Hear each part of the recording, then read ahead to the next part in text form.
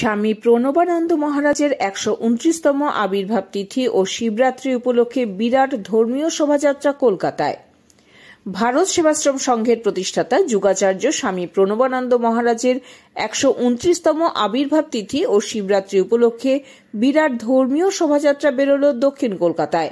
বালিগঞ্জে ভারত সেবাশ্রম সংঘ থেকে বুধবার বর্ণাঢ্য এই শোভাযাত্রা শুরু হয়ে শহরের বিভিন্ন রাস্তা প্রদক্ষিণ করে।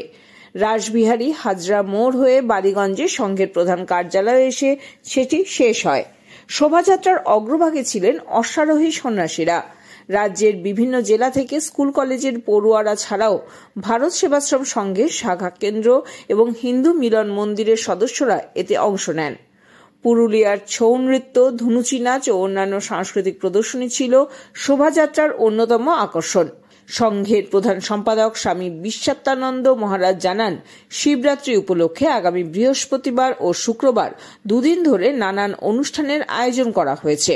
হোম, যজ্ঞ, পূজার পাশাপাশি বিভিন্ন ধর্মীয় আলোচনা, শক্তি প্রদর্শনকারী লাঠি খেলা, ছোড়া খেলার মতো আয়োজন থাকছে তাতে। কলকাতা থেকে শুভ ঘোষ রিপোর্ট।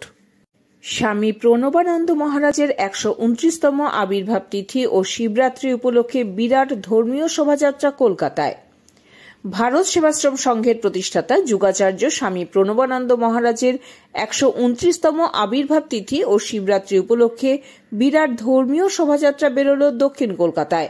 বালিগঞ্জে ভারত সেবাশ্রম সংঘ থেকে বুধবার বর্ণাঢ্য এই শোভাযাত্রা শুরু হয়ে শহরের বিভিন্ন রাস্তা প্রদক্ষিণ করে। রাসবিহারী হাজরা মোড় হয়ে বালিগঞ্জে সংঘের প্রধান কার্যালয়ে এসে সেটি শেষ হয়। শোভাযাত্রার অগ্রভাগে ছিলেন অশ্বারোহী সন্ন্যাসীরা।